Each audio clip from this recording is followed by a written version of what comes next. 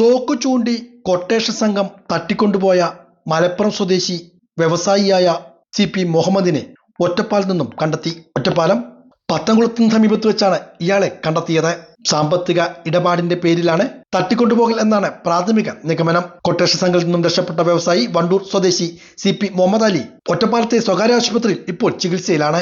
കഴിഞ്ഞ ദിവസം വൈകുന്നേരമാണ് ആറങ്ങോട്ടുകര കൂട്ടുപാത റോഡിൽ കോഴിക്കോട്ടി പാലത്തിന് സമീപം 4 പേരടങ്ങുന്ന മുഖംമൂടി സംഘം പ്രമുഖ വ്യവസായിയായ മുഹമ്മദ് അലിയെ തട്ടിക്കൊണ്ടുപോയത്. തോക്കു ചൂണ്ടി ഭീഷണിപ്പെടുത്തിയാണ് ഇയാളെ കൊണ്ടുപോയതെന്നാണ് പറഞ്ഞത്.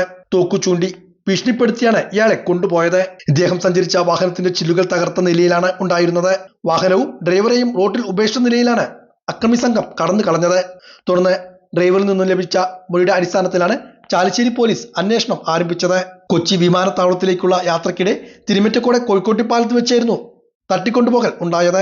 ഒറ്റപ്പാലം പത്തംകുളത്തെത്തിച്ച മുഹമ്മദ് അലി ഇവിടെ നിന്നുമാണ് കൊട്ടേഷൻ സംഘത്തിൽ നിന്നും രക്ഷപ്പെട്ടത്. കൊട്ടേഷൻ സംഘം മദ്യപിച്ച് അബോധാവസ്ഥയിലായിരുന്ന സമയത്താണ് രക്ഷപ്പെട്ടതെന്നാണ് മുഹമ്മദ് അലി നൽകിയ വിവരം. തുടർന്ന് നാട്ടുകാരാണ് ഇയാളെ വാണിയംകുളത്തെ സ്വകാര്യ ആശുപത്രിയിൽ പ്രവേശിപ്പിച്ചത്. 17 കോടി രൂപയുടെ സാമ്പത്തിക ഇടപാടിനെ കുറിച്ച് കൊട്ടേഷൻ സംഘം പറഞ്ഞിരുന്നതായാണ് മുഹമ്മദ് അലിയിൽ നിന്നും ബന്ധുക്കൾക്ക് ലഭിച്ച വിവരം.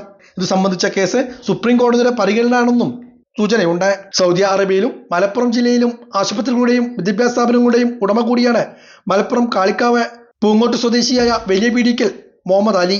68 വയസ്സാണ്. കൊട്ടേഷൻ സംഘത്തെക്കുറിച്ചുള്ള അന്വേഷണം പോലീസ് നടത്തി വരികയാണ്.